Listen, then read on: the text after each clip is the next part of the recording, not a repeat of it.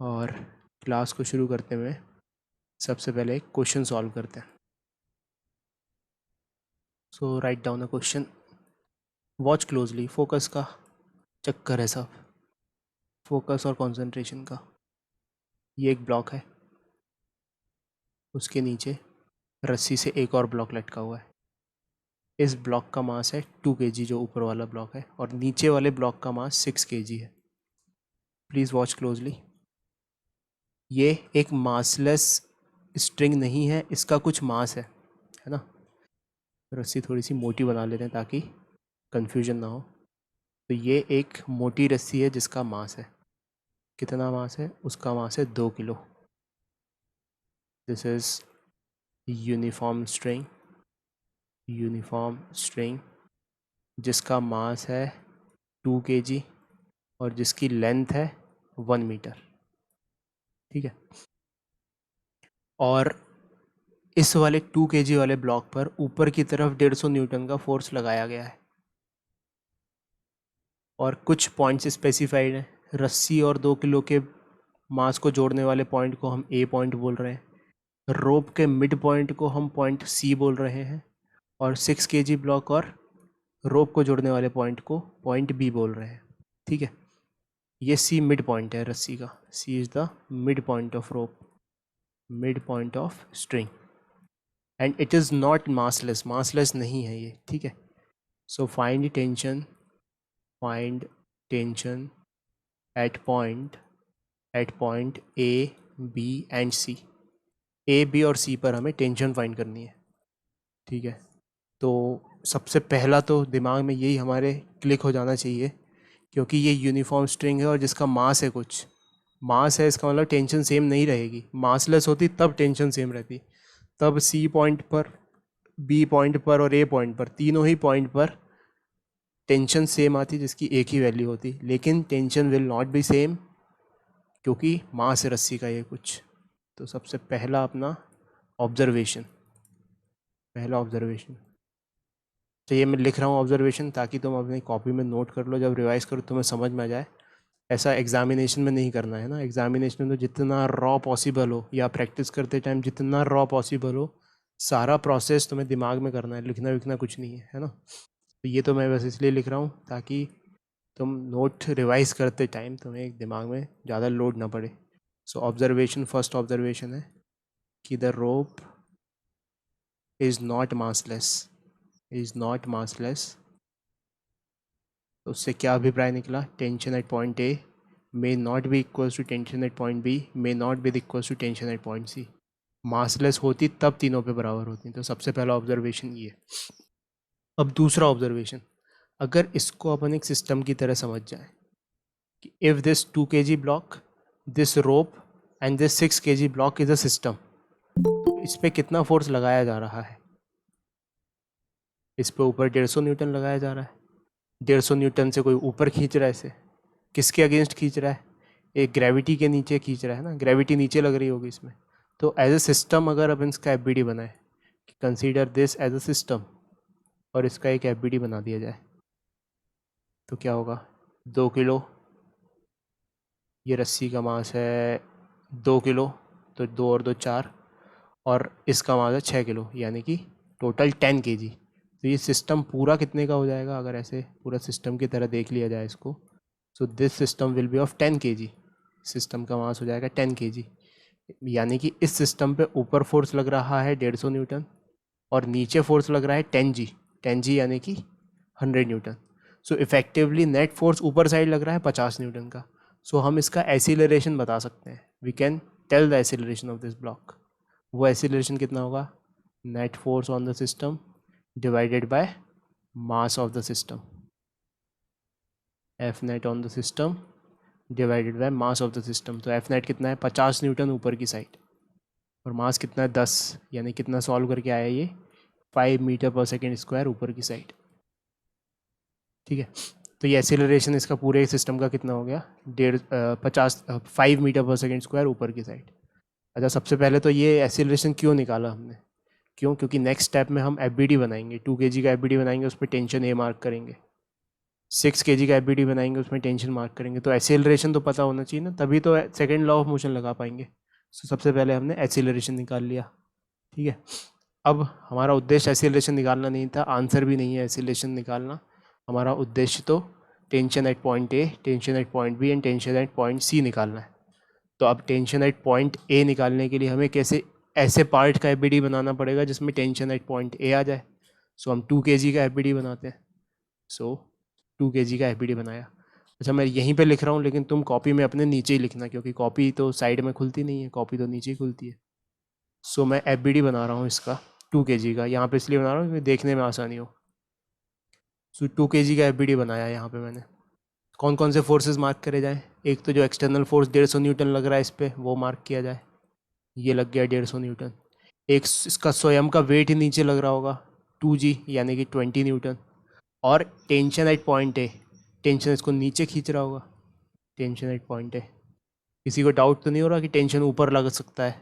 बिल्कुल नहीं। क्यों? क्योंकि टेंशन, रस्सी स्ट्रेस्ड है, टाइट है रस्सी। तो इमेजिन करो ये ब्लॉक बन के, सोचो कि ये तुम ब्लॉक हो, वो को तुम्हें ऊपर खींच रहा है, तो ये सब लटका हुआ है इससे नीचे, तो ये टेंशन इसको नीचे खींच रही होगी, तो 100% ये टेंशन जो रोप इस पर लगा रही है वो नीचे साइड लगा रही होगी। तो ये क्या बन गया? F of 2 kg block. और एसिलरेशन कहाँ है इसका? ऊपर की साइड। एसिलरेशन तो इसका भी ऊपर की साइड होगा, 5 मीटर पर सेकेंड स्क्वायर। हर पॉइंट का 5 मीटर पर सेकेंड स्क्वायर होगा, क्योंकि सिस्टम पूरा का पूरा ऊपर जा रहा है 5 मीटर पर सेकेंड स्क्वायर से। So acceleration is 5 metre per second square. अब नेट फोर्स लिखेंगे यहाँ पे न्यूटन सेकेंड लॉ से, net force is equals to M A. तो क्या लिखें? नेट फोर्स ऊपर लग रहा है 150, तो ये प्लस में आएगा। क्यों आएगा? क्योंकि एसिलरेशन की डायरेक्शन की दिशा में। So 150 minus 20 minus T A, ये नेट फोर्स लिख दिया, is equals to mass into acceleration. Mass कितना है? अब पूरे सिस्टम का मास नहीं लिखेंगे, जिस पर लगा रहे हैं ये फोर्स उसी का मास आएगा। तो ये तो किस पे लगा रहे हैं? 2 kg पे, तो मास किसका आएगा? 2 kg का, यानी कि 2। तो ये मास आ गया। और एसिलरेशन भी इसका आएगा, एसिलरेशन कितना है? 5, तो ये 5 आ गया। तो ये बहुत आसान सी इक्वेशन बन गई जिसमें टी ए की वैल्यू निकल के आ जाएगी। सो 150 में से 20 गया, 150 minus 20 will become 130। 130 minus T A is equal to 2 into 5, that is 10। So 130 में से कितना माइनस करें कि 10 आ जाए? इसका मतलब टी ए की वैल्यू कितनी है? टी ए की वैल्यू है 120 न्यूटन। इतना समझ में आया? आगे सर। अब मुझे, अब तुम ये सोचो, मतलब थोड़ा सा दिमाग लगाओ कि हमें टी ए चाहिए था, तो हमने किसका एफ बनाया? हमने बनाया 2 kg वाले ब्लॉक का एफ। अब हमें टी बी चाहिए रहेगा, तो किसका एफ बनाना ज़्यादा सही रहेगा इस मौके पर? 6 kg का। सो 6 kg का एफ बना लेते हैं, ठीक है। थोड़ी सी जगह बनाई जाए यहाँ पे। सो 6 kg का एफ अब मैं यहाँ पे बनाने जा रहा हूँ। तो 6 kg का एफ बनाया, सारे फोर्सेस मार्क करो इस पे टेंशन एट बी, टेंशन रस्सी अब इसको ऊपर खींच रही होगी, ठीक है। 6g नीचे लग रहा होगा, तो 60 न्यूटन नीचे लग गया। बस और कोई फोर्स लग रहा है क्या इस पर? और कोई फोर्स नहीं है। अब 150 न्यूटन इस पर नहीं चिपकाएंगे, है ना? यही बात सीख रहे हैं अपन, क्योंकि 150 न्यूटन तो इस पर लगा हुआ है 2 kg वाले पे, 6 kg पे थोड़ी एक्ट कर रहा है वो। तो हमें बस वही फोर्स लगाने हैं जो ये महसूस कर रहा होगा 6 kg। तो 6 kg एक तो रस्सी की खिंचाई महसूस कर रहा होगा, तो इसलिए टी बी। और धरती नीचे खींच रही होगी, वो खिंचाई महसूस कर रहा होगा, इसलिए 60 न्यूटन। और एसिलरेशन किधर है इसका? एसिलरेशन है ऊपर की साइड, जिसकी वैल्यू है 5 मीटर पर सेकेंड स्क्वायर। तो लिखो, अब इसमें लिख रहा हूँ मैं, ज़्यादा बिना एक्सप्लेन किए हुए, समझ में आना चाहिए। ये टी बी ऊपर साइड है, तो T B minus 60 is equals to 6 into 5, तो 30 आ जाएगा यहाँ पे। एक बार अच्छे से लिख लो, मास इंटू एसिलरेशन लिख रहे हैं यहाँ पे, mass into acceleration. So T B is equals to 60 plus 30, so that is 90 Newton.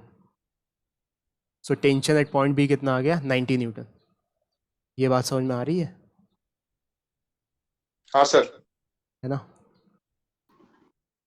Please मेरे को बोलो, कुछ भी नहीं समझ में आया ना तो बिल्कुल शर्माने की ज़रूरत नहीं। ये इतनी ईजी चीज़ें हैं कि ये तुम अपने आप करोगे जब तुम करने पे आओगे। लेकिन बिकॉज अगर तुम अभी इसको अभी ऑन द पॉइंट ही समझ गए, अगर भले बहुत छोटा सा भी डाउट हो गया, तो भले ही वो मेरे लिए बहुत छोटा हो सकता है, लेकिन तुम्हें एक बार मैंने अगर बोल के वो कर दिया, तो वो गलती तुम फिर कभी नहीं करोगे। तो I request every one of you कि अगर तुम्हें ज़रा सा भी डाउट आ जाए कि यार यहाँ पे टी बी माइनस 60 क्यों लिखा है, 60 माइनस टी बी क्यों नहीं लिखा, तो ये ऐसा डाउट आ जाए अगर तुम्हारे करते करते, तो प्लीज़ स्पीक अप, क्योंकि ये ऑन द स्पॉट ही अगर अपन ने दबा दिया इस डाउट को यहीं पे, तो फिर अपना काम आसान हो जाएगा, मेरा काम आसान हो जाएगा यहीं पे अगर क्लियर कर दिया तो।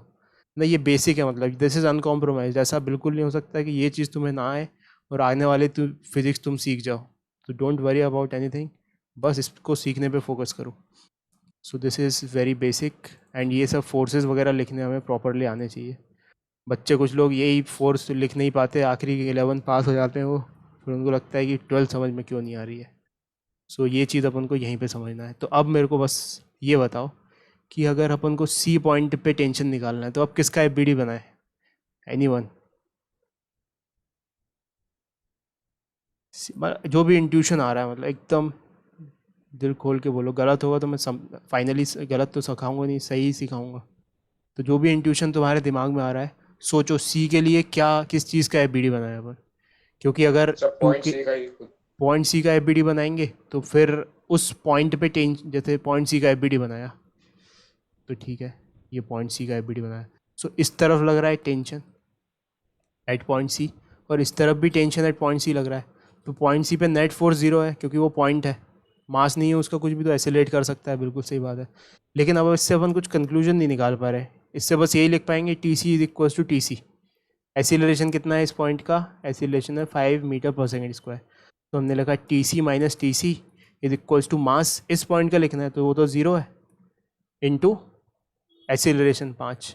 तो यहाँ से बस यही आ जाएगा कि T C is equals to T C, तो वो तो अपन ने वैसे ही मार्क कर दिया, तो कोई कंक्लूजन नहीं निकला है। तो मतलब कुछ ऐसे पोर्शन का अपन को एफ बनाना पड़ेगा जिसका कुछ मास हो। तो अपन एक काम करते हैं, यहाँ पे इतने पोर्शन का एफ बनाते हैं, इतने पोर्शन का, 6 kg पे और आधी रोप का। ठीक है, तो क्या किया मैंने, आधी रोप को यहाँ से काट दिया, सर यहाँ निखिल से। कुछ बोल रहा था शायद। यस निखिल। सर मैं ये बोल रहा था कि अगर उस पे अपन जो टीए आया था वो लग जाए तो। टी ए नहीं अब देखो टी ए, अब वही बात कि जैसे अपन क्वेश्चन इसलिए कर पा रहे हैं सॉल्व इतना डिफ़िकल्ट वे में, कि हमें ये बात क्लियर हो ही चुकी है पहले कि जो टेंशन ए पर है वो यहाँ पे नहीं रहेगा, वो यहाँ पे हर पॉइंट पे टेंशन अलग अलग रहेगा।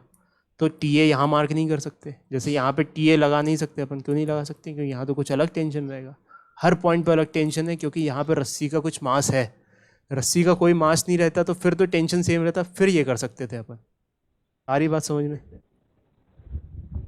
तो यस देखो सर। इसको क्या करें, अपन इतने पोर्शन का एफ बना लेते हैं कि 6 kg और आधे का। तो ऐसा कोई ज़रूरी नहीं है कि अपन किसी पूरे सेगमेंट ऑफ बॉडी का ही बनाए, पार्ट ऑफ बॉडी का भी एफ बना सकते हैं। तो रस्सी को 20 से काट दिया यहाँ पे, और यहाँ पे एफ बनाने जा रहे हैं अब अपन। तो रस्सी 20 से कट गई और ये आधी रस्सी आ गई यहाँ पे, और 6 kg का ब्लॉक आ गया। अब कितने सेगमेंट का एफ बनाया हमने यहाँ पे?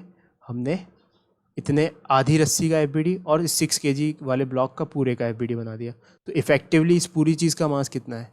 मास इसका 2 kg था रस्सी का, तो आधी रस्सी का मास होगा 1 kg, इसका भी mass 1 kg। So this is 1 kg। So 1 kg plus 6 kg is 7 kg। So this effective चीज़, जो भी ये पूरी चीज़ है, इसका मास है 7 kg। तो इसका मास लिख दिया कि दिस इज 7 kg। ठीक है, अब ये जो पूरी चीज़ है इस पे एफ बनाते हैं अपन। तो इस पे एक्सटर्नल फोर्सेस मार्क करने हैं। तो इस पॉइंट पे सी पर टेंशन ऊपर खींच रहा होगा, इसको टी सी ऊपर लग गया। नीचे इफेक्टिवली पूरे मास पर ग्रेविटी लग रहा होगा, यानी कि 7 g नीचे लग गया, यानी कि 70 न्यूटन। और इस पूरे सेगमेंट का एसेलरेशन ऊपर की साइड हो रहा होगा, that is 5 metre per second square. तो फिर क्या लिखें यहाँ पे, ऊपर वाला फोर्स माइनस नीचे वाला force is equals to T C minus 70 is equals to mass into acceleration. Mass कितना पूरे सेगमेंट का लेना पड़ेगा, 7 इंटू 5। दिया है T C minus 70 is equals to 35। So T C is equals to 105 newton. तो कितनी टेंशन आ गई सी पॉइंट पर? 105 न्यूटन। ये बात समझ में आई? अच्छा, अब मैं अपनी तरफ से बोल रहा हूँ, किसी को अगर डाउट हो रहा होगा कि यार टी बी क्यों मार्क नहीं किया, यहाँ पे टी बी लग रहा होगा, तो अब वो इस पूरे सेगमेंट के लिए इंटरनल फोर्स बन चुका है टी बी, और जो कैंसिल आउट हो रहा होगा, रस्सी को नीचे खींच रहा होगा ये ब्लॉक टीबी से, और रस्सी ब्लॉक को ऊपर खींच रहे हुए टीबी से। तो इफेक्टिवली वो इंटरनल फोर्स की तरह काम कर रहा है, और उसको मार्क करने की ज़रूरत नहीं है, क्योंकि इफेक्टिव नेट रिजल्ट उसका ज़ीरो हो रहा होगा। इस वजह से डायरेक्टली हमने केवल एक्सटर्नल फोर्स ही मार्क करते हैं जब एफ बनाते हैं, इंटरनल फोर्स मार्क नहीं करते हैं। सो कितना आ गया यहाँ पे टेंशन 105 न्यूटन। तो इसको नोट करो अच्छे से और वापस हम डायग्राम बनाते हैं यहाँ पे और मार्क करते हैं सारी चीज़ें अच्छे से, समझते हैं कि क्या चक्कर है।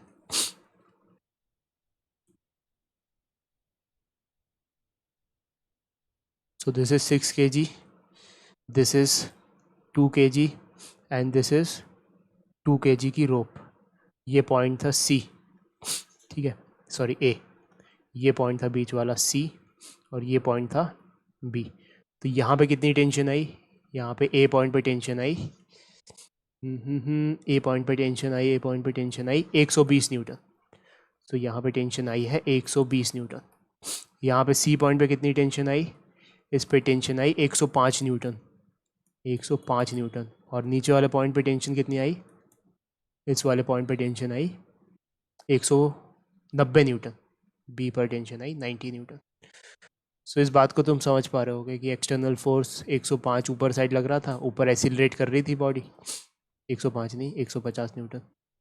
सो जैसे जैसे हम नीचे जाते जा रहे हैं टेंशन घटती जा रही है, और सही बात है। अच्छा, तो ज़्यादा टेंडेंसी सबसे जल्दी टूटने का, झटका लगने का कहाँ पे पॉसिबिलिटी होगी कि अगर मान लो सपोज़ अपने बहुत ज़्यादा स्ट्रेन में आ गई रोप, तो सबसे ज़्यादा कहाँ पे पॉसिबिलिटी है टूटने की, ए पे पॉसिबिलिटी है टूटने की, क्योंकि वहाँ पे सबसे ज़्यादा टेंशन है ना।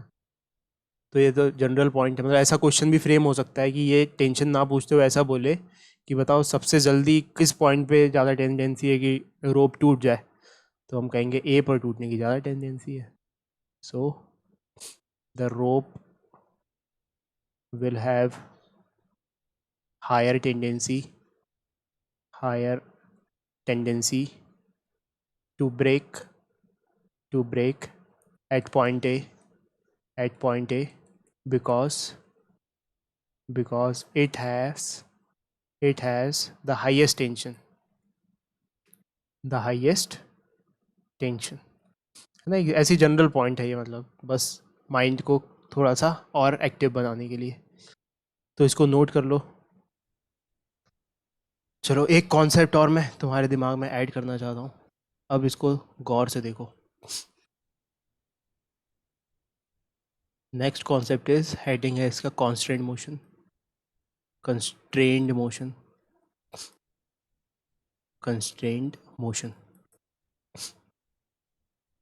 कंस्ट्रेंड वर्ड का अंग्रेजी में मतलब होता है कि कुछ पाबंदी है। कंस्ट्रेंट मतलब कि there is some condition on the motion, कि मोशन ऐसा फ्रीली नहीं हो सकता, कुछ पाबंदी है ना, कुछ गाइडेड है, पाबंदी, ठीक है ना। दूसरे शब्दों में इसको बोलें कि गाइडेड टाइप का मोशन है ये, ठीक है। तो सबसे पहले समझते हैं कि कंस्ट्रेंट मोशन में अपन स्ट्रिंग कंस्ट्रेंट का कैसे यूज़ करते हैं। तो हमारे सिलेबस में दो इम्पॉर्टेंट चीज़ें हैं, बहुत आसान है इसको समझना। स्ट्रिंग कंस्ट्रेंट,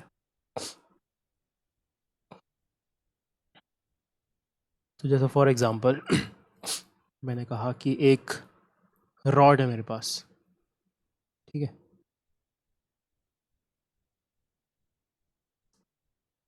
और रॉड के दोनों एंड्स पर दो बॉल्स वेल्डेड हैं, ठीक है। रॉड ज़्यादा हैवी नहीं है तो ज़्यादा एक्सीलरेशन उसका फ़र्क नहीं पड़ेगा। अब इमेजिन करो कि जैसे फॉर एग्जांपल मैंने इस वाली फर्स्ट बॉल को इधर झटका दिया, ठीक है, इधर इम्पल्स दिया, ठीक है।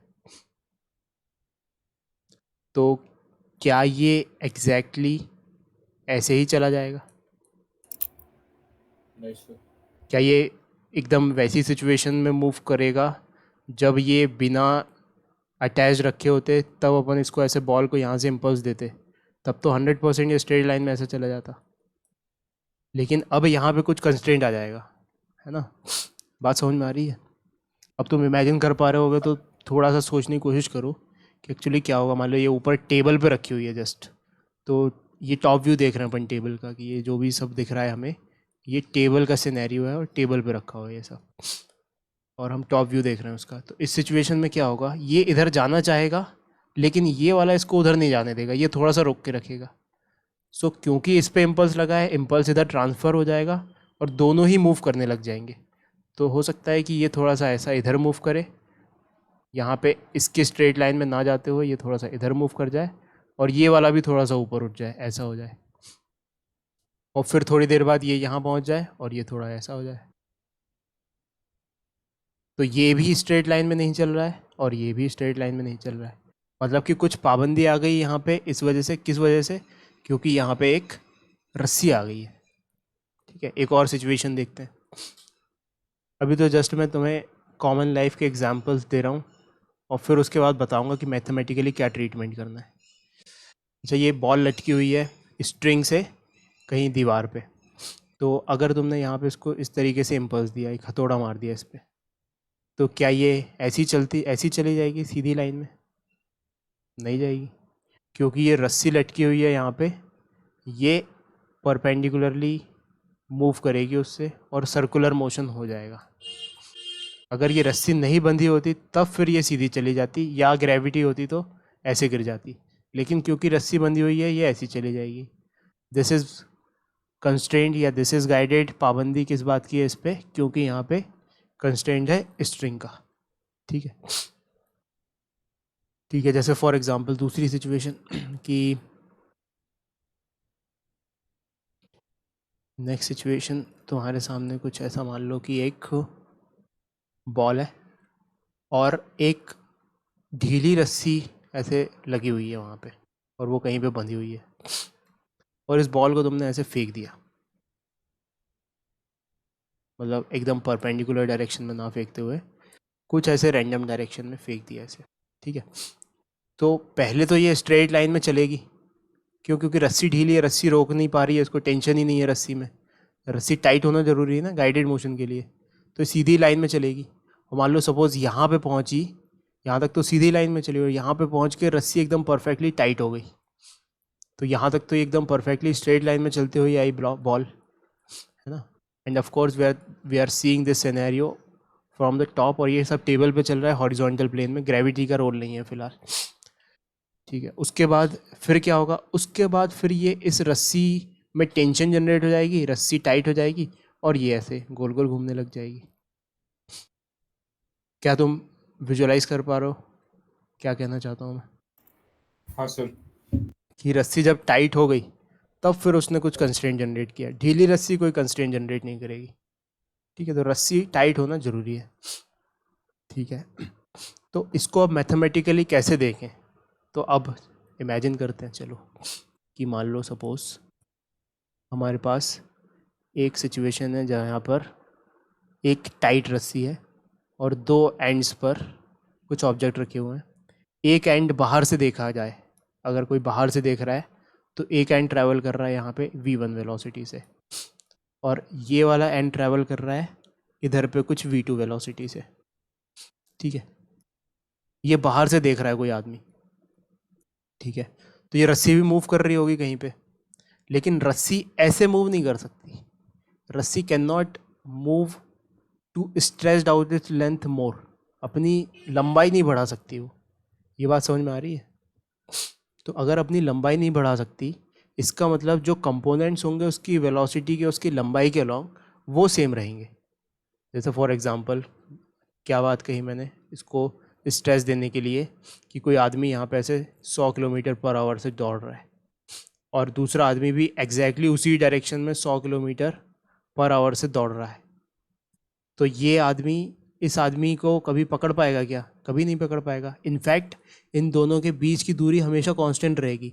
ये भले ही थोड़ा आगे पहुंच जाए, ये वाला, और ये भी थोड़ा आगे पहुंच जाए, तब भी इन दोनों के बीच की दूरी वही रहेगी जो शुरुआत में थी, बिकॉज सेम डायरेक्शन में, जिस डायरेक्शन में वो दौड़ रहे हैं उस डायरेक्शन में वेलोसिटी उनकी सेम है। मतलब ऐसा कहें कि वेलोसिटी ऑफ अप्रोच ज़ीरो है, ज़ीरो वेलोसिटी से एक दूसरे को अप्रोच कर रहे हैं वो, या कहें वेलोसिटी ऑफ सेपरेशन ज़ीरो है, सेपरेट ही नहीं हो रहे वो। तो अगर ये रस्सी स्ट्रेच नहीं होनी है, अगर ये वाली जो लेंथ है ये स्ट्रेच नहीं होनी है, इसका क्या मतलब है? इसका मतलब है कि इस पॉइंट के का जो इस रस्सी के अलॉन्ग वेलोसिटी का कंपोनेंट है वो इसके बराबर होना चाहिए। ठीक है, तो कैसे निकालें?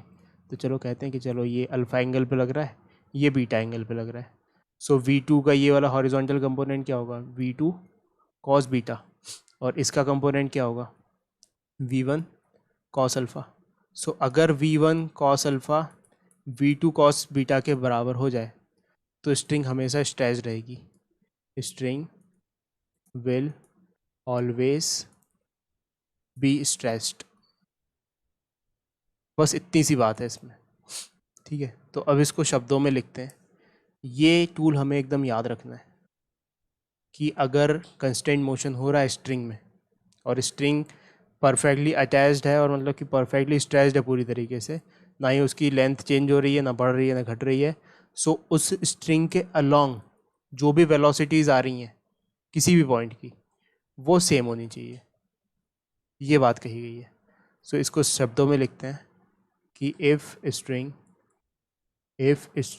Is inextensible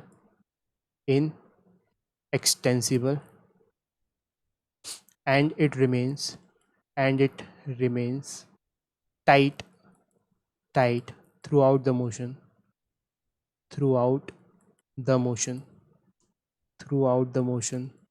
then velocity and acceleration of each particle along the direction of string यानी कि स्ट्रिंग का डायरेक्शन ये, along the string यानी कि ये वाली चीज़, along the direction of string has to be same।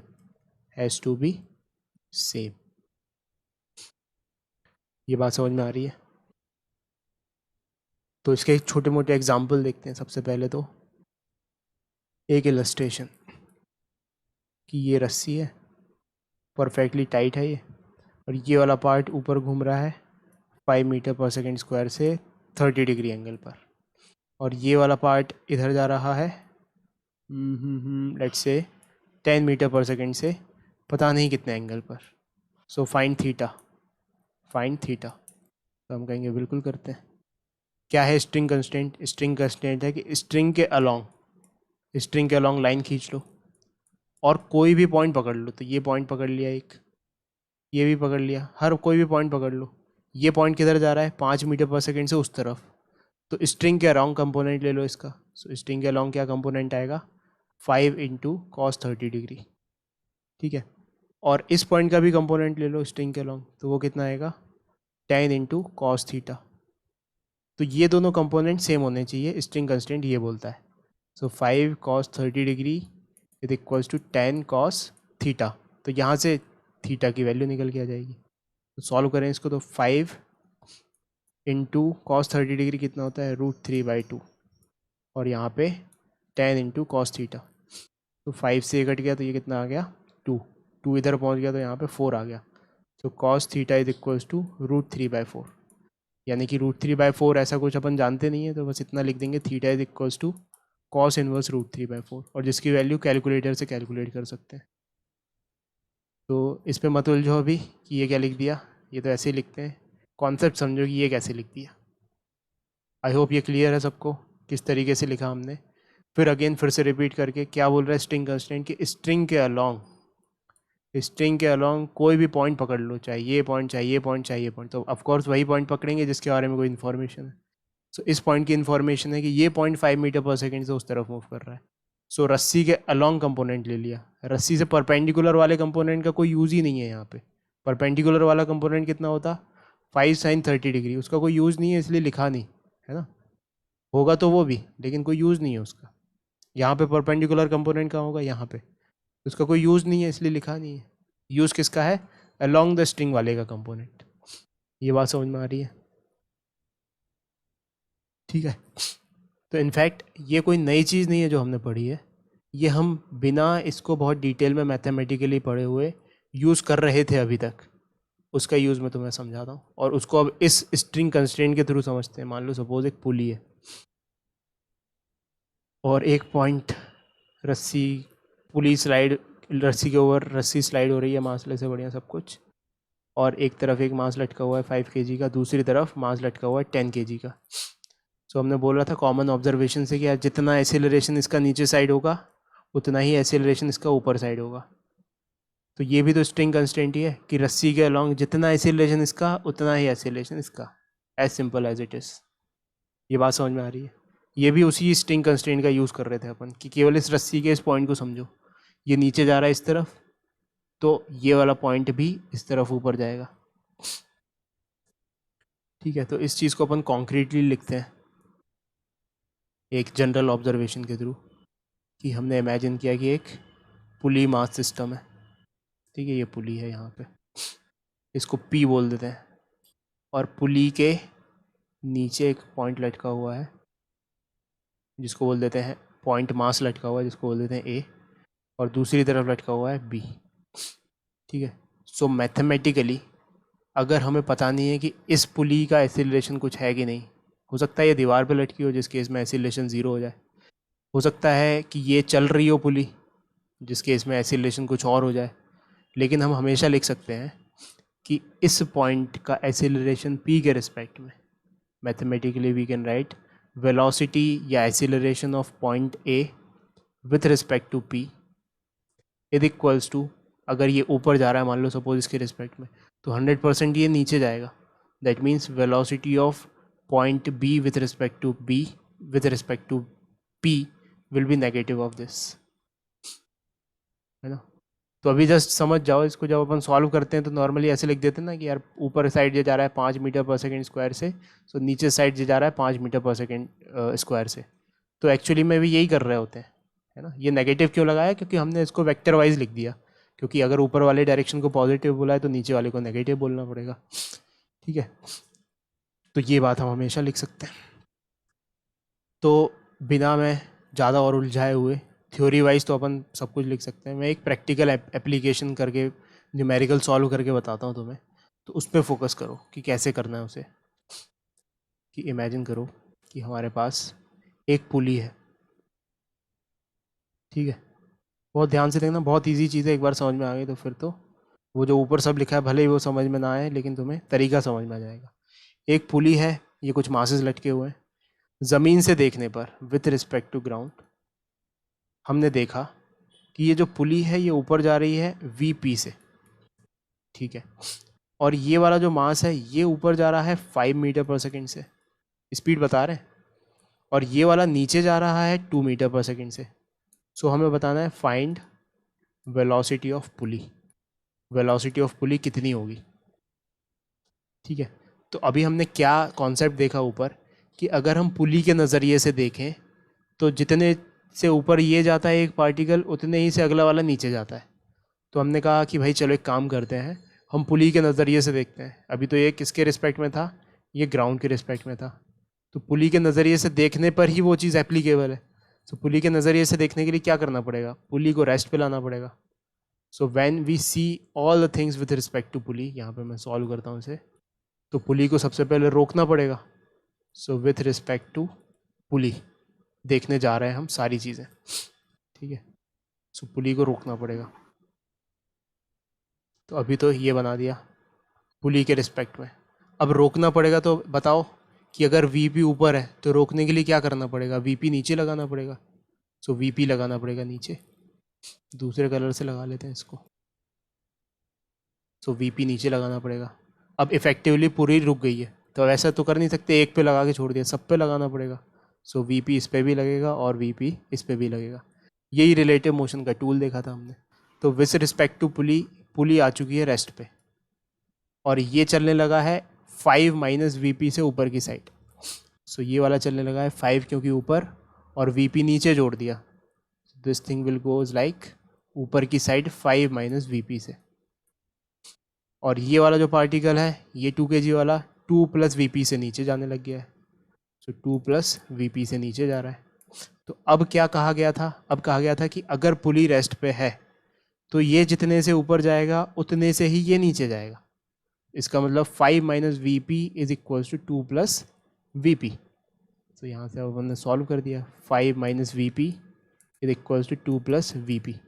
अच्छा, ये यहीं के यहीं क्यों नहीं लगा सकते थे पहली सिचुएशन में जब ये ऊपर? क्योंकि ये रेस्ट पे नहीं था, इसको रेस्ट पे लाना जरूरी है। विथ रिस्पेक्ट टू पुली देखना है हमें, ये जो बात लिखी गई है ये A with respect to pulley है, ये B with respect to pulley है। तो ये जब तभी लिख सकते हैं जब विथ रिस्पेक्ट टू पुली देख रहे हैं कोई चीज़ को। तो यहाँ पे अपन क्या करेंगे, 5 माइनस वी पी उस तरफ चला जाएगा तो 2 वी पी हो जाएगा, और ये 2 इस तरफ आ जाएगा तो 2 minus 5 minus 2 will be become will 3। ठीक है, सो वी पी हो जाएगा यहाँ से 3/2 मीटर पर सेकेंड। इसका मतलब अगर ग्राउंड से देख रहे होंगे अपन तो ये पुली ऊपर जा रही होगी 3/2 मीटर पर सेकेंड से। ये बात समझ में आई? एक बार फिर से, क्या सिचुएशन थी ओरिजिनली थी कि पुली ऊपर जा रही थी वीपी से, वेलोसिटी जो पहले ब्लॉक की थी वो ऊपर साइड थी, ग्राउंड से देख रहे थे तब 5 मीटर पर सेकेंड, और नीचे वाले की थी दूसरे साइड वाले की थी नीचे साइड 2 मीटर पर सेकेंड। तो सबसे पहला काम 5 और 2 बराबर कर सकते हैं क्या? ऑफ कोर्स नहीं कर सकते, है ही नहीं वो बराबर। वो बराबर तब आएंगे जब ये रेस्ट पे आएगी, तो इसको रेस्ट पे लगाने के लिए वीपी उल्टा जोड़ दिया। तो इस ब्रह्मांड में जितने भी ऑब्जेक्ट हैं सब पे वीपी उल्टा जुड़ जाएगा, तभी उसके रिस्पेक्ट में आएंगी चीज़ें। तो 2 ही ऑब्जेक्ट हैं सब्जेक्ट ऑफ स्टडी के लिए।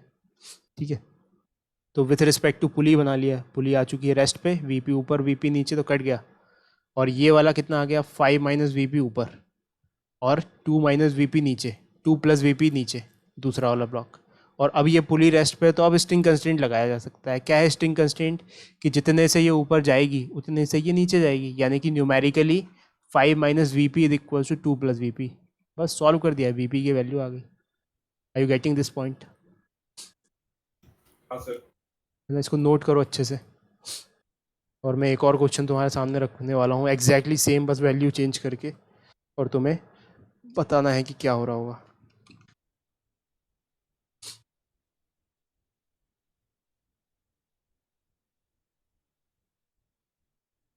So write down another question.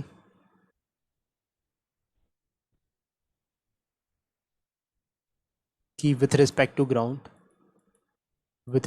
ground पुली की स्पीड है ऊपर साइड 10 मीटर पर सेकेंड। ठीक है, और यहाँ पे ब्लॉक लटका हुआ है इसके,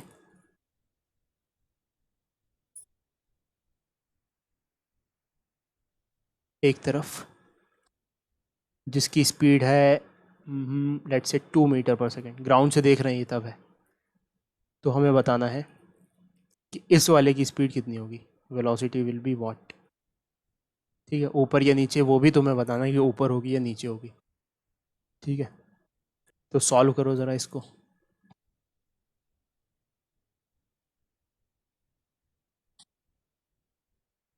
पहले ऊपर वाला एब्जॉर्ब करो, तभी इसमें दिमाग लगेगा। v माना था हमने ऊपर की साइड, यानी कि ऊपर साइड जा रही होगी ये विथ रिस्पेक्ट टू ग्राउंड। आया समझ में? नोट कर लो इसको। एक बार फिर से वही कॉन्सेप्ट फिर से एक्सप्लेन कर देता हूँ कि हमने इसकी वेलोसिटी निकालनी थी तो v मान ली विथ रिस्पेक्ट टू ग्राउंड, लेकिन इंस्टेंट कंस्ट्रेंट हम तभी इजीली लगा पाएंगे जब हम इसकी वेलोसिटी को ज़ीरो कर दें। तो इसकी वेलोसिटी 10 है, तो इसको ज़ीरो करने के लिए 10 अपोजिट में जोड़ा, तो ये रेस्ट पे आ गया। तो अब 10 अपोजिट में जोड़ा तो इसमें भी 10 जुड़ेगा अपोजिट में, इसमें भी 10 जुड़ेगा अपोजिट में। अब इफ़ेक्टिवली इस वाले की वेलोसिटी नीचे 10 और ऊपर 2, तो इफ़ेक्टिवली नीचे 8 है, और इस वाले की ऊपर होनी चाहिए, तो v माइनस 10 ऊपर की side. So this 8 is equals to this v minus 10, so 8 is equals to v minus 10। v की वैल्यू 18 मीटर पर सेकेंड आ गई। Quite easily done. एक और क्वेश्चन कर देता हूँ फटाफट, कि पुली ऊपर जा रही है यहाँ 5 मीटर पर सेकेंड से, एक तरफ ब्लॉक लटका हुआ है जो जा रहा है 5 मीटर पर सेकेंड से ही ऊपर की साइड। ये अपन विथ रिस्पेक्ट टू ग्राउंड देख रहे हैं। ठीक है, और इसकी वेलोसिटी बतानी है कि यार ये ऊपर साइड v से कितने से जा रहा होगा। वही कॉन्सेप्ट लगा दो इसमें ऑन द स्पॉट। सबसे पहले पुली को रेस्ट पे लेके आओ, तो 5 नीचे जोड़ना पड़ेगा। ठीक है, सो 5 नीचे जोड़ दिया, सो इसकी ये रेस्ट पे आ गया। ठीक है, तो 5 नीचे जोड़ना पड़ेगा, तो इधर भी 5 जुड़ जाएगा और इधर भी 5 जुड़ जाएगा। इसकी इफेक्टिवली कितनी हुई 5 माइनस 5 0, और इसकी इफेक्टिवली कितनी हुई v minus 5। So v minus 5 should be equals to 0। So v minus 5 is equals to 0, तो v की वैल्यू कितनी आ गई 5 मीटर पर सेकेंड, यानी कि ये वाला भी 5 मीटर पर सेकेंड से ऊपर जा रहा होगा। तो मतलब कैसी सिचुएशन है, तीनों ही सेम वेलोसिटी से ऊपर जा रहे हैं। तो मतलब ये इफ़ेक्टिवली इसके रिलेटिव मूव नहीं कर रहा है, ऐसा समझ सकते हैं। ठीक है, तो ये तो हो गया अपना पहला कॉन्सेप्ट। अब इस कॉन्सेप्ट को ही अपन अगले क्वेश्चन में फॉर्मुलेट करते हैं। तो now please watch closely and consider this situation कि ये एक दीवार का कोना है और यहाँ पे एक ब्लॉक रखा हुआ है, ठीक है, और यहाँ पे पुली के थ्रू वो ऐसे गाइडेड है, रस्सी लटकी हुई है, रस्सी एकदम परफेक्ट है, टेंशन बराबर है सब जगह और मासलेस रस्सी है। और यहाँ से कनेक्टेड एक और पुली है जो भी मासलेस है, और वो जाके दूसरा रस्सी का साइड है, वो जाके हैंग हो जा रहा है सीलिंग पे, ठीक है, अटैच्ड है यहाँ पे। और इस पुली से एक और मास अटैच्ड है, ठीक है। ये सिचुएशन है, ये फलक्रम है, ये सिचुएशन दी हुई है यहाँ पे। और क्या क्या पैरामीटर्स दिए हुए हैं कि ये वाला जो ब्लॉक है ये नीचे जा रहा है 2 मीटर पर सेकेंड से, ठीक है। तो हमें बताना है कि ये वाला ब्लॉक ऑफ कोर्स इधर ही जाएगा, ये कॉमन सेंस का इस्तेमाल कर दो, उधर तो जाएगा नहीं, तो इस तरफ कितनी वेलोसिटी से जाएगा ये बताना है हमें। तो लगाओ ज़रा इसमें स्ट्रिंग कंस्ट्रेंट।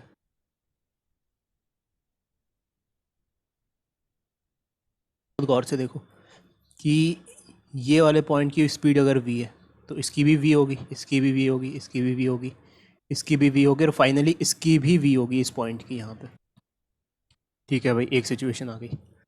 और इस पुली के अदर वे राउंड दूसरा पॉइंट है, उसकी स्पीड कितनी होगी? ये तो कहीं जा ही नहीं रहा है ना, ये तो लटका हुआ है, तो इसकी स्पीड 0 होगी।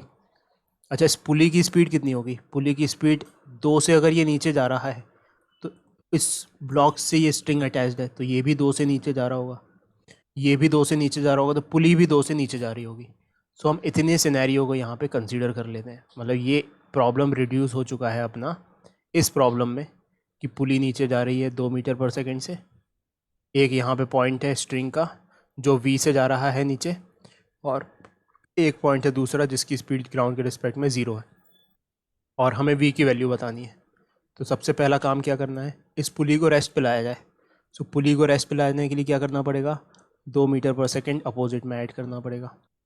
तो अगर 2 यहाँ पे आ गया तो ये आ गई रेस्ट पे, 2 इधर ऐड किया तो इधर भी ऐड करना पड़ेगा, और इधर ऐड किया तो इधर भी ऐड करना पड़ेगा। तो इफ़ेक्टिवली ये वाला पॉइंट कैसे मूव कर रहा होगा, v-2 से इस तरफ, और ये वाला पॉइंट उधर साइड मूव कराना है, तो वो 2-0 से इधर मूव कर रहा होगा, तो इफेक्टिवली 2 से ऊपर साइड। अब हमारा स्ट्रिंग कंस्ट्रेंट क्या कहता है कि विद रिस्पेक्ट टू पुली, हाँ भाई पुली रेस्ट पे आ चुकी है, ये वाली चीज़ जो नीचे है ये ऊपर वाली चीज़ के बराबर होना चाहिए। So v-2 should be equals to 2। So v की वैल्यू कितनी हो गई यहाँ से, 4 मीटर पर सेकेंड, ठीक है। ये बात समझ में आ रही है, प्रोसेस समझ में आई हाँ सर। है ना? नॉन इंट्यूटिव है, दिमाग में ऐसा लग रहा होगा बहुत सारों को कि यार ये 2 से जा रहा है तो फिर ये 2 से ही जाएगा, लेकिन इमेजिन करो ना यार, ये दो जो वेलोसिटी है या ये जो 2 फोर्स जनरेट कर रहा है ये वाला, ये 2 रस्सियों में बट गया है।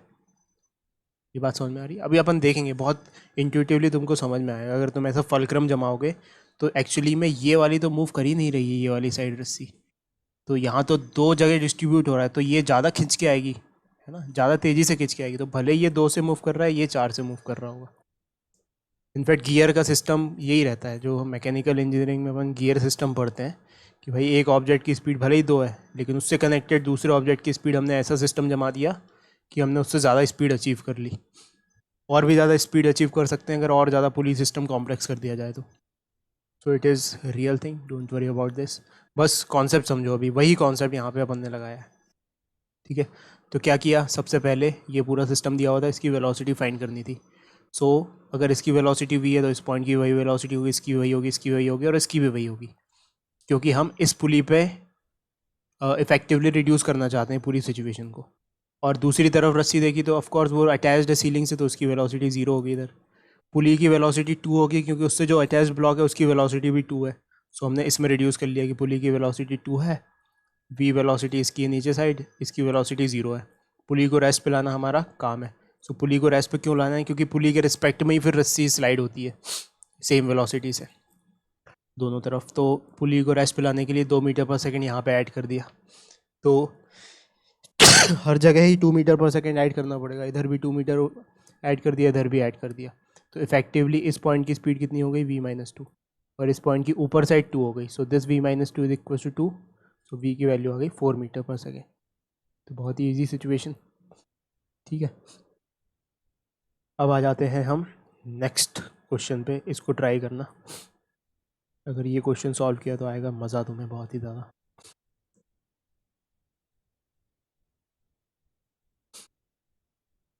अच्छा, वैसे तो हम क्या कर रहे हैं इन सारी सिचुएशंस में हम वेलोसिटी निकाल रहे हैं, मतलब वेलोसिटी में ये रिलेशन है।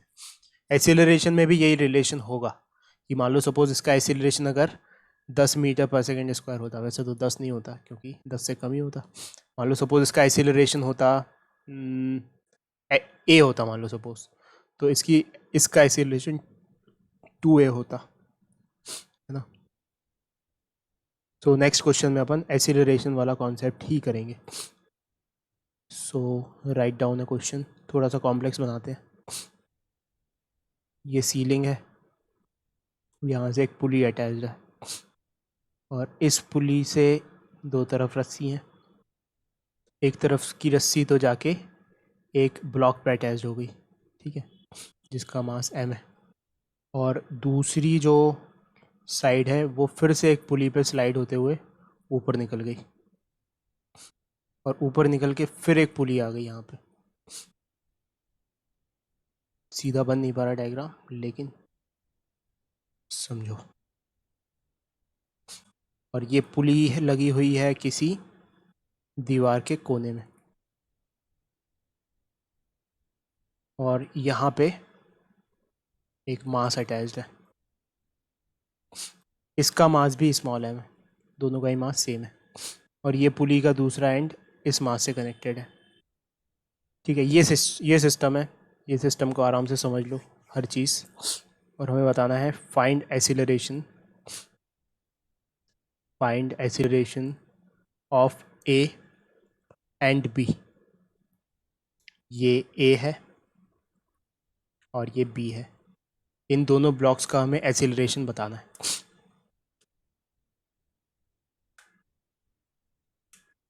तो सबसे पहले तो अपने दिमाग को फ्लो होने दो कि वो पहली चीज़ क्या सोच रहा है, और फिर वो क्या पैटर्न बना रहा है, क्या इक्वेशन लिखेंगे, क्योंकि आंसर अपन को एक फाइनल आंसर निकालना है। दैट मीन्स मैथ्स, पहले फिजिक्स को मैथ्स में कन्वर्ट करना है, मतलब कुछ इक्वेशंस जनरेट करनी है। तो वो इक्वेशंस कहाँ से जनरेट होंगी ये सोचो सबसे पहले, इंट्यूटिवली जो भी दिमाग सोच रहा है। फिर उसके बाद मैं सॉल्व करूँगा तो फिर तुम्हारा दिमाग रिफाइन होगा।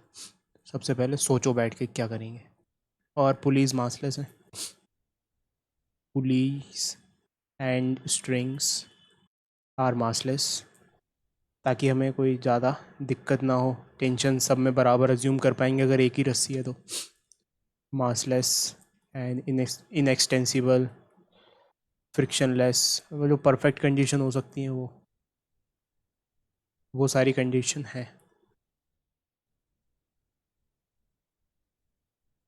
अब करो इसको सॉल्व, ठीक है। सबसे पहला काम कि अपन को एफबीडी बनाना है। एफबीडी बनाना तो टेंशन मार्क होना चाहिए। तो हमने सोचा कि यार रस्सी पे टेंशन कैसे लिखें, तो हमने आइडेंटिफाई किया यार कि ये वाली जो रस्सी है ये ऐसे यहाँ से शुरू हो रही है, यहाँ पे पुली पे रोल ओवर हुई, यहाँ पे सिर्फ इधर पुली पे रोल ओवर हुई, इधर रोल ओवर हुई, और इधर रोल ओवर होते होते इस मास से अटैच हो गई। मतलब इसके हर पॉइंट पे टेंशन सेम रहेगी। सबसे पहली बात तो ये, इसका मतलब सर यस सर बी का आंसर 3 है क्या? 3 है, सही है आंसर तुम्हारा। ठीक है, अब ध्यान से सुनो सब लोग, आंसर तो आ जाएगा।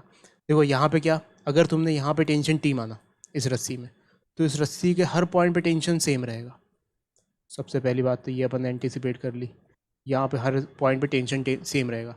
क्योंकि अगर हम एम का एफबीडी बनाएंगे एक, तो वहाँ पे टेंशन मार्क करना पड़ेगा, तो एक टेंशन ये मार्क कर ली। और इस वाले एम का एफबीडी बनाएंगे तो इस रस्सी की वजह से एक टेंशन मार्क करना पड़ेगा, उसको भी टी मार्क कर लिया, ठीक है। ये पॉइंट तो हो गया। अब आ जाते हैं कि यार इस रस्सी में क्या टेंशन होगा।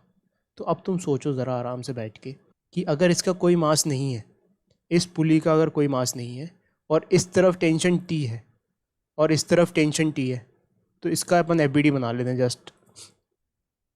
तो ऊपर इस पुली को ऊपर टेंशन टी खींच रही है और एक और टेंशन टी खींच रही है, इफेक्टिवली टेंशन 2T खींच रही है। इस पुली का कोई मास नहीं है तो नेट फोर्स कितना होगा, चाहे एसिलरेशन कुछ भी हो, नेट फोर्स कितना होगा इसका। Acceleration is nothing, force is nothing but mass into acceleration. Mass zero है इस केस में, मास इस पुली का जीरो है, तो एसिलरेशन कुछ भी हो नेट फोर्स जीरो रहने वाला है। तो नेट फोर्स अगर जीरो रहने वाला है तो ये वाली जो नीचे वाली रस्सी है इस पर कितना टेंशन लग रहा होगा, इस पर टेंशन लग रहा होगा 2T, यानी कि इस पे टेंशन लग रहा होगा 2T। यानी कि अगर हम इसका एफबीडी बनाएंगे और ये वाला फोर्स मार्क करेंगे इस वाली रस्सी की वजह से, तो यहाँ क्या मार्क कर देना चाहिए 2T। ठीक है भाई, अब बचा क्या, अब बाकी फोर्सेस बचे। तो एसिलरेशन किस डायरेक्शन में होगा इसका, इस वाले ब्लॉक का, इस वाले ब्लॉक का एसिलरेशन होगा 100% इस तरफ, इसको बोल देते हैं लेट से बी, स्मॉल बी। और इस वाले ब्लॉक का एसिलरेशन 100% नीचे की तरफ होगा, उसको बोल देते हैं स्मॉल ए। बचे हुए फोर्स जो एसिलरेशन में काम देंगे, इसके लिए तो कुछ नहीं काम देगा, इसके लिए तो बी का काम हो गया, हॉरिजॉन्टल डायरेक्शन में ही एसिलरेशन है और हॉरिजॉन्टल डायरेक्शन में फोर्स मार्क कर लिया है। वर्टिकल वाले तो कैंसिल हो ही जाएंगे, तो उनकी टेंशन ही नहीं है। ठीक है, टेंशन हमें इधर भी लेनी पड़ेगी, इसकी mg भी लग रहा होगा, और एसिलरेशन किधर हो रहा होगा, नीचे की साइड ए से। बस एफबीडी बन गया। अब लगाते हैं इक्वेशन ऑफ मोशन। इसके लिए इक्वेशन ऑफ मोशन क्या लगाएं, T is equals to mb, so T is equals to mb, force is equals to mass into acceleration. यहाँ पे क्या लगाएं, नीचे साइड एसिलेशन, तो ये प्लस में आएगा, mg माइनस ऊपर T 2T और T है, मतलब कि 3T, so mg minus 3T is equals to mb, क्योंकि इसका मास भी m है। ठीक है, सो T की वैल्यू क्या है, mb के बराबर है, तो यहाँ पे रख दी। So mg minus mb is equals to, एक मिनट, यहाँ पे ma आना चाहिए, ma होना चाहिए ना, क्योंकि एसिलेशन इसका a है, तो यहाँ पे होना चाहिए ma। ठीक है, ये बात हो गई। और इज इक्वल्स टू ma, तो अगर m से m काट दिया जाए, m कॉमन लेके, तो क्या हो जाएगा यहाँ पे, g is equals to a plus B, उस तरफ पहुँच गया। तो हमारे पास इफेक्टिवली बस यही इक्वेशन है ना। तो सबसे पहले तो देखो मैथमेटिकली वेरिएबल क्या क्या है, टेंशन वेरिएबल है, b वेरिएबल है और a वेरिएबल है। So we have 3 variables and the equations are just 2, एक ये इक्वेशन और ये इक्वेशन। तो क्लियर सी बात है, जब 3 वेरिएबल हैं और 2 इक्वेशंस हैं तो सॉल्व नहीं हो सकता। 2 इक्वेशन होती हैं, 2 वेरिएबल होता है, तब सॉल्व हो पाता है। एक वेरिएबल ज़्यादा है तो सॉल्व नहीं हो पाएगा मैथमेटिकली, बस मैक्सिमम ये रिजल्ट मिल पाएगा हमें कि a और b में एक रिजल्ट मिल गया। ठीक है भाई, तो एक इक्वेशन और जनरेट करनी पड़ेगी कहीं से। वो इक्वेशन क्या होगी, वो होगी कंस्ट्रेंट मोशन की इक्वेशन। वो कैसे करें, चलो करते हैं अब सॉल्व उसको। तो देखो, अगर ये पॉइंट बी से मूव कर रहा है, यानी कि ये भी बी से मूव कर रहा होगा, ये भी बी से मूव कर रहा होगा, ये भी बी से मूव कर रहा होगा, ये सब बी से मूव कर रहा होगा नीचे। ठीक है, ठीक है, इसका काम हो गया। अच्छा, ये अगर ए से मूव कर रहा है, ये वाला ब्लॉक, सो इससे अटैच्ड हर पॉइंट ए से मूव कर रहा होगा, यानी कि ये भी ए से मूव कर रहा होगा, ये भी ए से मूव कर रहा होगा, और ये पुली भी ए से मूव कर रही होगी। मतलब हमें कुल मिला के ये इसको ऐसा सिस्टम बना के देखना है। ठीक है, तो बनाया अपन ने, यहाँ पे ये पुली है, ये नीचे जा रही है, किससे, ए से नीचे जा रही है, क्योंकि इस ब्लॉक से अटैच्ड है, तो इसका नीचे एसिलेशन ये है। और इस पे एक साइड पॉइंट है, वो बी से नीचे आ रहा है, तो इसका एसिलेशन कितना है, बी से नीचे। अब दूसरा पॉइंट है, उसके बारे में अपन को जजमेंट करना है कि यार वो कितने से जा रहा होगा। सो उसके लिए अपन इस पुली को समझते हैं, इस पुली को कंसीडर करो। इस पुली में तो ये पुली तो रेस्ट पे है, कोई दिक्कत ही नहीं है, और ये वाला पॉइंट ए से नीचे जा रहा है, तो इससे अटैच्ड हर पॉइंट ए से नीचे जा रहा होगा, तो इसका मतलब ये वाला पॉइंट ए से नीचे जा रहा है। और ये रेस्ट पे, तो यहीं पे कंक्लूड कर सकते हैं कि ये वाला जो पॉइंट है ये ए से ऊपर जा रहा होगा। ये बात समझ में आ रही है। तो इसका मतलब इस पुली के लिए ये वाला जो पॉइंट है, इस पुली सिस्टम के लिए ये वाला पॉइंट ए से ऊपर जा रहा होगा विथ रिस्पेक्ट टू ग्राउंड। अब वही फंडा अपन को इस पर लगाना है कि पुली जा रही है ए से नीचे, एक पॉइंट जा रहा है बी से नीचे, और दूसरा पॉइंट दूसरी तरफ ए से ऊपर जा रहा है। तो सबसे पहले तो ए को लाओ रेस्ट पे, यानी कि पुली को लाओ रेस्ट पे। पुली को रेस्ट पे लाने के लिए क्या करना पड़ेगा, ए अपोजिट में ऐड करना पड़ेगा, ये कर दिया। सो पुली आ गई रेस्ट पे। ठीक है, अब ए अगर अपोजिट में ऐड किया तो यहाँ पे भी ए ऐड करना पड़ेगा, और यहाँ पे भी ए ऐड करना पड़ेगा। सो विथ रिस्पेक्ट टू पुली इसका कितना हो गया, effectively A and A, that is 2a। और इसका कितना हो गया, इफेक्टिवली ये ऊपर जा रही है पुली के रिस्पेक्ट में, तो इसको इस तरफ आना पड़ेगा, that is b minus A. So B minus A, ठीक है। सो क्या लिखें अब, this B minus A should be equals to 2a, so लिख दिया यहाँ पे b minus A should be equals to 2a, so b is equals to 3a, यानी कि b को हम 3a लिख सकते हैं। अब यहाँ से हमारा आंसर आ जाएगा, एक रिलेशन, ये कंस्ट्रेंट मोशन वाला रिलेशन मिल गया। This relation is generated because of the constraint motion, constraint motion of the spring of the string.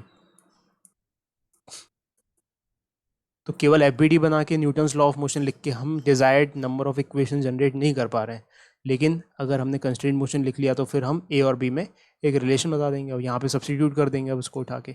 So B को उठा के यहाँ सब्सटीट्यूट कर दो, so G is equals to A plus 3a, B की जगह क्या रख दिया 3a, तो ये क्या हो गया जी इज इक्वल्स टू 4a, यानी कि ए की वैल्यू कितनी आ गई g/4। तो सिमिलरली बी कितना हो जाएगा, B is nothing but 3g/4 because b is nothing but 3 है। तो ये आंसर आ गया। ठीक है, आ रहा है ये बात समझ में? हाँ सर। तुम्हारा कुछ आंसर गलत सा आया था अक्षत। तो हाँ। ये तो जितना सिंपल क्वेश्चन अपन समझ रहे हैं मैथमेटिकल वाइज, मैथमेटिक्स वाइज उतना सिंपल नहीं है ये, क्योंकि यहाँ पे नॉर्मल सिचुएशन नहीं है, यहाँ पे ये पुलिस की कनेक्टेड सिचुएशन है। ठीक है, तो एब्जॉर्ब करो। सबसे पहले तो मैं तुम्हें 2 मिनट देता हूँ कि इस क्वेश्चन को एब्जॉर्ब करो, तभी अपन इसको समझ पाएंगे अच्छे से। तो ओवरव्यू लिया जाएगा पूरे क्वेश्चन का। सो एफ बना के तो हमने जो इक्वेशन बनाई है वो 2 इक्वेशन जनरेट हुई हैं, है ना, एक पहले ब्लॉक के एफ से, एक दूसरे ब्लॉक के एफ से। ये पहले ब्लॉक का एफ बनाया, सो एक जनरेट हुई इक्वेशन, दूसरे ब्लॉक का एफ बनाया, सो दूसरी इक्वेशन जनरेट हुई।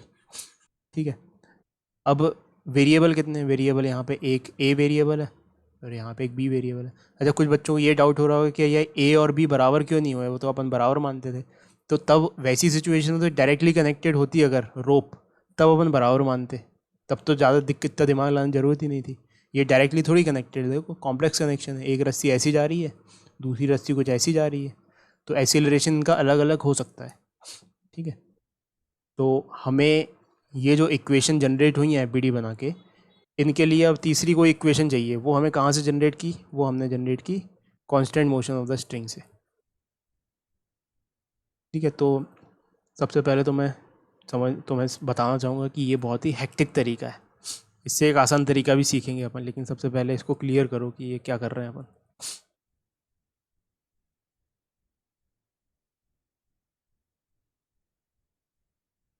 ठीक है, फिर आ जाते हैं अपन नेक्स्ट क्वेश्चन पे।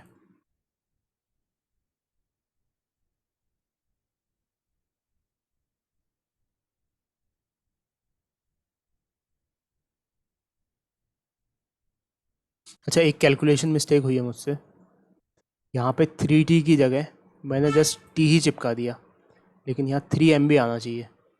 तो यहाँ 3 आएगा अगर, तो इधर भी 3 आएगा, और यहाँ पे 3 आया तो फिर यहाँ पे 3 इंटू 3 9 आएगा, तो यहाँ पे 9 आएगा, यहाँ 9 आएगा तो यहाँ पे 10 आएगा। सो g is equals to 10a, so a is equals to g/10। ठीक है, and b is equals to 3g/10। तो इसको करेक्ट करो, यहाँ पे गलती हुई है।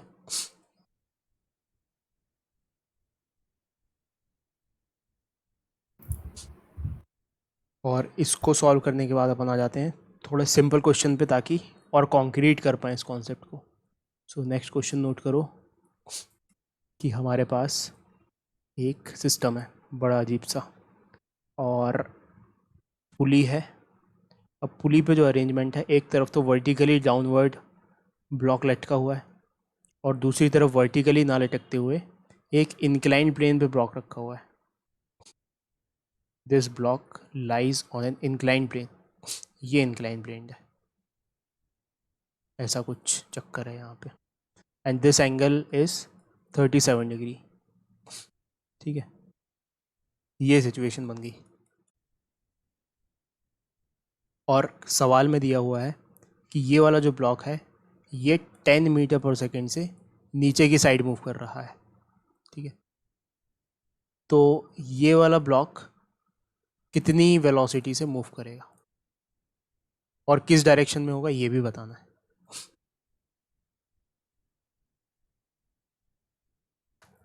तो बताओ ज़रा। सर 10 से यार चाहिए ना जितना, क्योंकि जितना से नीचे जाएगा उतने से ऊपर आएगा। ठीक है, तो बिल्कुल common sense, let's physics not kill और कॉमन सेंस, कि अगर ये 10 से नीचे जा रहा है तो सबसे पहले देखेंगे कि इसका मोशन किस दिशा में है। तो 100% ये अलोंग द इंक्लाइन प्लेन ही जाएगा। अब ऐसा तो जाने नहीं लग जाएगा या ऐसा तो जाने नहीं लग जाएगा। सो डायरेक्शन ऑफ वेलोसिटी हमने सोचा अपने ही दिमाग से कि यार इस तरफ जाएगा ये। अब रस्सी के इस एंड को पकड़ो, तो ये एंड पकड़ लिया यहाँ पे। ये किधर जा रहा है, ये एंड 10 मीटर पर सेकेंड से, और ये रोल ओवर है कहीं पे जो भी जैसा भी, और यहाँ पे आके ये पॉइंट किधर जा रहा है, तो रस्सी के अलोंग देखा जाए तो रस्सी के अलोंग इधर देखेंगे, और दूसरी सिचुएशन में रस्सी के अलोंग इधर देखेंगे। और कांस्टेंट मोशन क्या बोलता है कि रस्सी के अलोंग वेलोसिटी सेम होनी चाहिए। तो इस एंड पे रस्सी के अलोंग 10 है, तो इस एंड पे भी 10 होनी चाहिए। तो कितना हो जाएगा आंसर, 10 मीटर पर सेकेंड। सो इंट्यूशन भी 10 मीटर पर सेकेंड बोल रहा है। अब कुछ बच्चे ऐसा कर देते हैं इसको सॉल्व करते टाइम कि वो बोलते हैं कि यार अलॉन्ग यानी कि ये वर्टिकल है, तो इसके दो कंपोनेंट्स ले लो, एक कंपोनेंट इधर हो गया एक इधर हो गया, और वो इस कंपोनेंट को इसके बराबर कर देते हैं। तो ये बात गलत है ना, ऐसा नहीं करना है। ये तुम भी समझ पा रहे होगे कि रस्सी का अगर एक छोर उसके अलॉन्ग देखना है तो अलॉन्ग ही देख रहे हैं ना अपन, ये थोड़ी अलॉन्ग है, अलॉन्ग तो यही होगा। सो अलॉन्ग देखना है रस्सी के। सो ये क्वेश्चन, ताकि अपना कॉमन सेंस किल ना हो जाए फिजिक्स पढ़ते पढ़ते, इस वजह से फिजिक्स से भी देख रहे हैं तो भी डेफिनेशन वाइज सेटिस्फाई कर रहा हो। लेकिन वैसे पहले मैंने वही सोचा था, तुमने क्या सोच, सब बच्चों ने क्या यही सोचा था कि इसके कंपोनेंट ले लेते हैं? स्टार्टिंग में ही सोचा था, फिर मैंने हाँ। सोचा ऐसा कैसे हो अब ये जाएगा। बात समझ में आ रही है कि कंपोनेंट क्यों नहीं लेंगे? हाँ क्योंकि कंपोनेंट लेने की ज़रूरत तो तब बनेगी ना जब रस्सी के अलॉन्ग ना हो वेलोसिटी। इस सिचुएशन में तो रस्सी के अलॉन्ग ही है वेलोसिटी, इसी यही तो है रस्सी का डायरेक्शन, और उसी डायरेक्शन में वेलोसिटी है। तो क्या पूरी की पूरी वेलोसिटी उधर ही है, तो कंपोनेंट लेने की कोई ज़रूरत नहीं है। ठीक है, एक और एनलाइटनिंग क्वेश्चन देखते हैं अपन। इमेजिन करो ये एक पोर्ट है, लेबनान का बीरट पोर्ट नहीं है, कहीं और का ही पोर्ट है ये, और उससे अटैच्ड एक बोट है जिसमें अमोनियम नाइट्रेट नहीं है, कुछ और ही है। ठीक है, और इस बोट को खींचा जा रहा है, ये पानी है यहाँ पे, पुली के थ्रू यहाँ से खींचा जा रहा है, ये रस्सी अटैच्ड है यहाँ पे, और यहाँ से कोई आदमी इसको खींच रहा है 10 मीटर पर सेकेंड से। ठीक है, तो हमें बताना है कि नाव की स्पीड क्या होगी, और ये इस मोमेंट पे जो एंगल है वो 37 डिग्री है, और इस पर्टिकुलर मोमेंट पे ही हमें इसकी स्पीड बतानी है। तो वैसे नाव किधर जा रही होगी, अगर तुम दिमाग लगाओ थोड़ा, तो इंट्यूशन क्या बोल रहा है? नाव क्या उड़ के ऐसे ही चलने लग जाएगी? नहीं, नाव ऐसी ही जाएगी क्योंकि नीचे पानी है। नाव को उड़ा थोड़ी ले जाएगी रस्सी, रस्सी तो बस उसे एक पुश दे रही है। सो मीटर पर रस्सी का डायरेक्शन इस तरफ है, मतलब नाव के मूवमेंट का डायरेक्शन इस तरफ है। सो इसकी वेलोसिटी बतानी है अपन को, तो बताओ ज़रा। 20 मीटर पर, सॉरी क्या बोल रहा हूँ मैं अभी, एक मिनट आराम से सोच लो, पूरी सिचुएशन लिख देता हूँ मैं। पर second. 20 metre per second, sir 8 8। चलो, तो तुम्हारी दिमाग खुलेगा अब इस क्वेश्चन को सॉल्व। तो एक बार फिर से सोचो, boat moves horizontally, boat moves horizontally, find the velocity, find the velocity of boat। अच्छा, मैंने जो बात कही कि भाई वेलोसिटी हॉरिजॉन्टली मूव करेगी, वो इसी सिचुएशन में मूव करेगी कि बोट का वज़न बहुत ज़्यादा होगा तभी। मान लो थर्माकोल की बोट बनी तो हो सकता है वो उठ के ही चली जाए। तो ये सिचुएशन गिवन है कि वो हॉरिजॉन्टली मूव कर रही है। So find the velocity of boat at the instant shown, at the instant shown. ठीक है, तो कंस्ट्रेंट मोशन में अपन ने क्या सीखा वही अप्लाई करना है। ठीक है, तो असलियत में इस पॉइंट, रस्सी को देखते हैं, बोट को भूल जाओ, रस्सी को देखते हैं। चलो, रस्सी कुछ ऐसी है, दो पॉइंट्स के बारे में जिक्र है। ये वाला पॉइंट किधर मूव कर रहा है इस पर्टिकुलर मोमेंट पे? Perfectly horizontal. ठीक है, कितनी स्पीड से मूव कर रहा है? 10 मीटर पर सेकेंड से। अच्छा, ये वाला पॉइंट किधर मूव कर रहा है? ये पॉइंट बोट के साथ ही मूव कर रहा है ना, मतलब ये पॉइंट भी हॉरिजॉन्टली मूव कर रहा है। किस तरफ मूव कर रहा है? हॉरिजॉन्टली, वी से। अब हमें रस्सी के अलॉन्ग लेना है। वेलोसिटी जो रस्सी के अलॉन्ग है वो बराबर होती है। तो इस तरफ तो 10 रस्सी के अलॉन्ग है, इसमें तो कोई दिक्कत नहीं, राइट हैंड साइड में 10 आ जाएगा। लेकिन इधर रस्सी के अलॉन्ग वेलोसिटी लेनी पड़ेगी। ये बात समझ में आ रही है?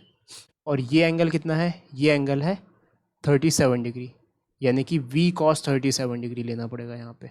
v cos 37 degree. Perpendicular component से कोई मतलब नहीं है ना, रस्सी के अलॉन्ग वाला कंपोनेंट सेम होना चाहिए। सो हमने क्या किया?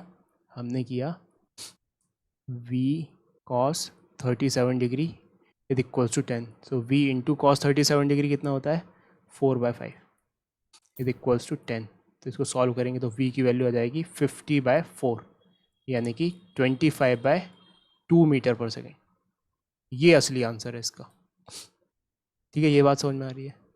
अच्छा, कुछ बच्चे ऐसा सोच रहे होंगे इसको कि उन्होंने क्या सोचा होगा कि जैसे ये सवाल को देखा तो उन्होंने कहा ये लो, इस तरह वेलोसिटी v मान लो और फिर इसके कंपोनेंट ले डालो। मतलब उनने क्या किया?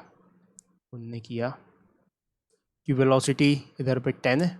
मतलब एक इसको अगर ये दिमाग में नहीं आया तो बिल्कुल मत सोचो, जो मैं बोल रहा हूँ उसको बिल्कुल मत सोचो। अगर तुमने इसके ही सिंक्रोनाइजेशन में सोचा है तो अपने कान बंद कर लो और बढ़िया, कोई दिक्कत नहीं। लेकिन अगर तुमने ऐसा कुछ सोचा है तो ध्यान से देखो, जो जनरली बहुत से बच्चे सोचते हैं कि हमने क्या किया, 10 इधर है, रस्सी इधर अटैच्ड है, पुलिस है ऐसा।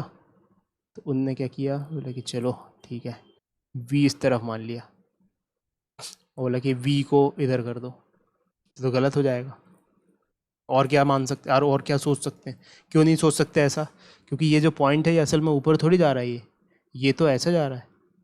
ठीक है, ये बात समझ में आ रही है? असलियत में किधर जा रहा है, मतलब कि सब तुम भूल जाओ, रस्सी वस्सी सब भूल जाओ और केवल इस पॉइंट पे फोकस करो, दिस पॉइंट पे। तो असलियत में कहाँ ट्रैवल कर रहा है ये तो इस तरफ ट्रैवल कर रहा है ना। तो हमें असली वेलोसिटी के कंपोनेंट लेने पड़ेंगे। या दूसरा सिचुएशन, कोई बच्चा ऐसा सोच सकता है कि मान लो सपोज वेलोसिटी असलियत में इस तरफ है, तो चलो ठीक है, रस्सी की जो इस तरफ है वेलोसिटी उसको x मान लिया जाए और x का कंपोनेंट इसके अलॉन्ग इसके बराबर कर दिया जाए। सो ये 10 मान लिया जाए इधर, इसको 10 मान लिया क्योंकि ये 10 से इधर जा रहा है, तो ये भी 10 से इधर जा रहा है और 10 का हॉरिजॉन्टल कंपोनेंट v के बराबर हो जाएगा। तो बच्चे लिख देंगे 10 cos 37 degree is equals to v। तो 10 into 4/5 is equals to v। तो ये आ गया अपने पास 8। तो यही मान के शायद 8 किसने चिपकाया था आंसर? अक्षत ने। तो तुम्हारी थॉट प्रोसेस यही रही होगी। क्या बोला तुमने? तुमने बोला कि यार इस तरफ मान लिया 10 क्योंकि ये 10 इस तरफ है, इस तरफ मान लिया 10 और उसका कंपोनेंट ले डाला। तो गलत अप्रोच हो गया, क्योंकि असलियत में ये पॉइंट किधर मूव कर रहा है? असलियत में तो इस तरफ मूव कर रहा है ना। और असली में जिस तरफ मूव कर रहा है फिर उसके कंपोनेंट लेने, ना कि कंपोनेंट का मान के कंपोनेंट ले डालने। तुमने तो कंपोनेंट का कंपोनेंट ले डाला। ये बात समझ में आ रही है? तो इस बात को अपन अच्छे से नोट करेंगे कि असली में जिस तरफ है पहले वो सोचो कि असली में किस तरफ है, फिर उसके बाद स्ट्रिंग के along component low. It's not the other way round, है ना। तो बिल्कुल नहीं करना है, दिस इज रॉन्ग। सो एक नोट करके लिख लेते हैं यहाँ पे कि always assume the direction of resultant velocity and then take its components।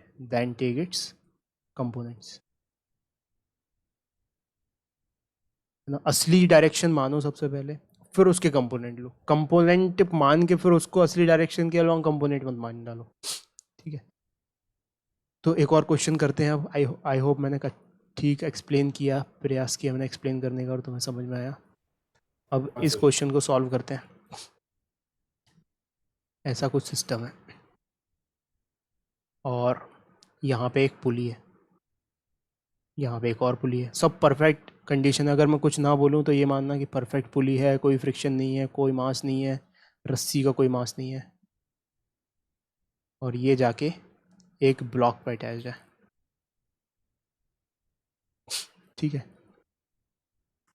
इधर और इधर से रस्सी को खींचा जा रहा है, इसको u वेलोसिटी से खींचा जा रहा है और इसको भी u वेलोसिटी से खींचा जा रहा है।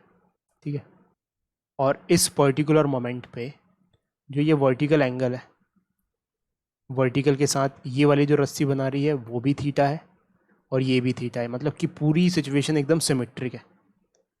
तो तुम्हें बताना है कि ये तो तुम खुद ही इंट्यूटिवली सोच पा रहे होगे कि ये ब्लॉक किधर जाएगा, ये ब्लॉक परफेक्टली ऊपर जाएगा, तो परफेक्टली ऊपर जा रहा है ये v से।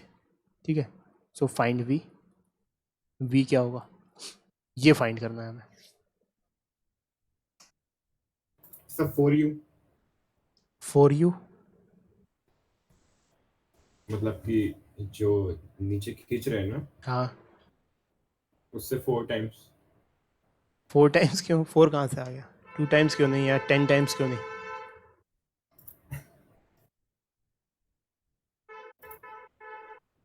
तो देखो वही कॉन्सेप्ट अपन अप्लाई करते हैं।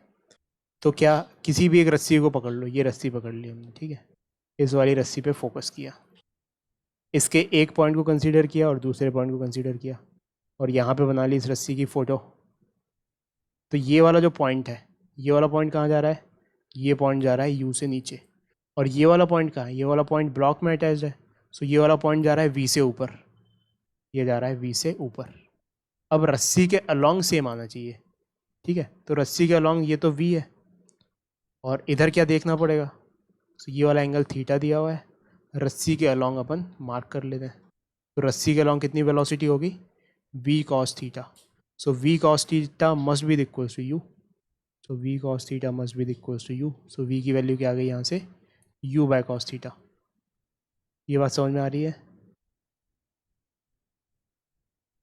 अक्षर 4 कहाँ से आ रहा है, नहीं सर। ठीक है, तो मैं तुम्हें होमवर्क देता हूँ जिसको तुम्हें अभी सॉल्व करना, अभी मतलब आज, अभी मतलब अभी का मतलब अभी, अभी सॉल्व करोगे तो फ्लो बनेगा और ये चीज़ यहीं कहीं ख़त्म हो जाएगी। डोंट वरी पीछे की चीज़ कोई आती है कि नहीं आती है, डोंट वरी अबाउट दैट। आधा घंटा लगा के ये होमवर्क सॉल्व कर डालो और बात ही ख़त्म हो जाए।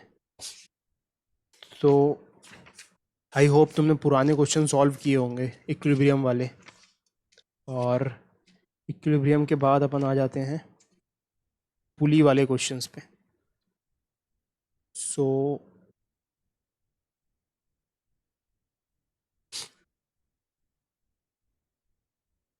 होमवर्क के लिए मैं तुम्हें बताता हूँ,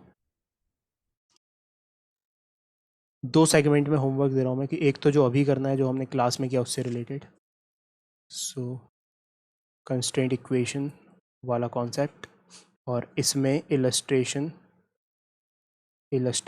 इसमें सॉल्यूशन भी दे रखे हैं लेकिन सॉल्यूशन मत देखना, इलस्ट्रेशन नहीं बोला गया है, इसको एग्जाम्पल बोला गया है। तो डोंट वरी, इस सबकी मैं फ़ोटो तुम्हें भेजने वाला हूँ। एग्जाम्पल 8.20 से लेके 8.23 तक, तो ये कितने 4 क्वेश्चंस हैं, और इसके बाद इंट्रोडक्टरी एक्सरसाइज, इंट्रो एक्सरसाइज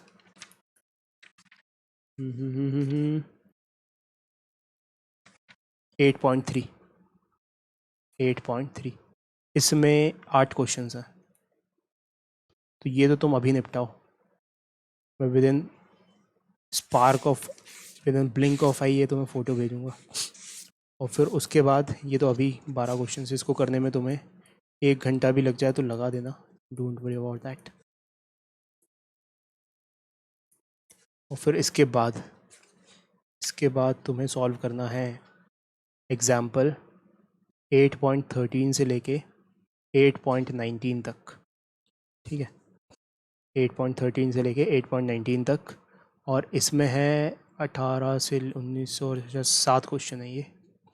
और फिर इसके बाद इंट्रोडक्टरी एक्सरसाइज 8.2, इसमें 9 क्वेश्चन हैं। तो 7 और 9 कितना होता है? 16 क्वेश्चंस।